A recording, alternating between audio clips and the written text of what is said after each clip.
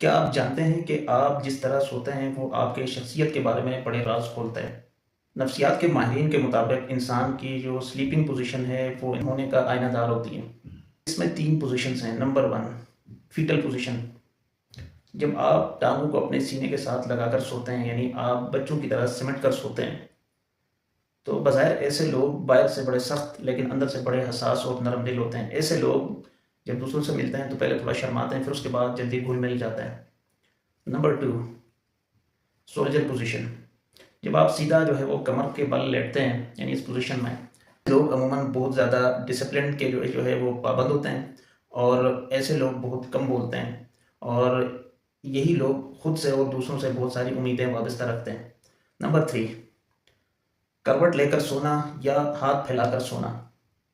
ऐसे लोग अमूमन खुले जहन के मालिक होते हैं लेकिन ये कोई फैसला करने में बहुत टाइम लेते हैं और एक दफ़ा जब फैसला कर लेते हैं सब्सक्राइब जरूर करें। आपके सोने है क्या नफ्सियात के ज़हीन होने का आईनादार होती है।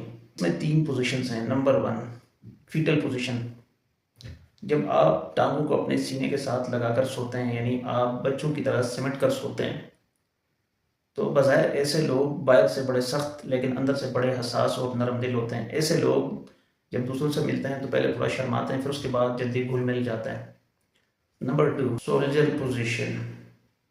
जब आप सीधा जो है वो कमर के बल लेटते हैं यानी इस पोजीशन में, ऐसे लोग अमूमन बहुत ज़्यादा डिसिप्लिन के जो है वो पाबंद होते हैं और ऐसे लोग बहुत कम बोलते हैं और यही लोग खुद से और दूसरों से बहुत सारी उम्मीदें वाबस्ता रखते हैं।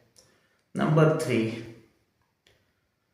करवट लेकर सोना या हाथ फैलाकर सोना। ऐसे लोग अमूमन खुले जहन के मालिक होते हैं लेकिन ये कोई फैसला करने में बहुत टाइम लेते हैं और एक दफ़ा जब फैसला कर लेते हैं फिर उस पर डट जाते हैं।